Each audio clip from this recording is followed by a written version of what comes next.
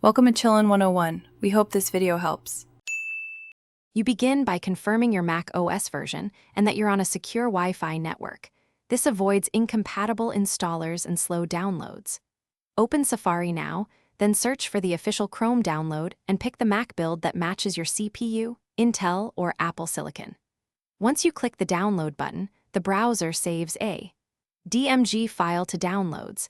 Keep an eye on the download progress so you can move to installation as soon as it finishes.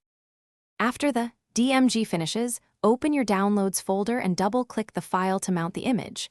A window appears showing the Chrome icon and an Applications shortcut.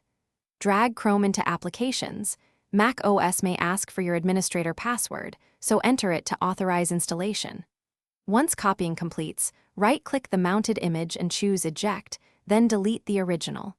DMG from Downloads to free space. Make sure to launch Chrome from Applications the first time to allow Mac OS to register it. Launch Chrome from Applications. You'll be prompted to sign into your Google account. Do this to sync bookmarks, passwords, and extensions. To make Chrome your default, go to System Settings, select Desktop and Dock, then set Default Web Browser to Chrome. This ensures links open in Chrome going forward.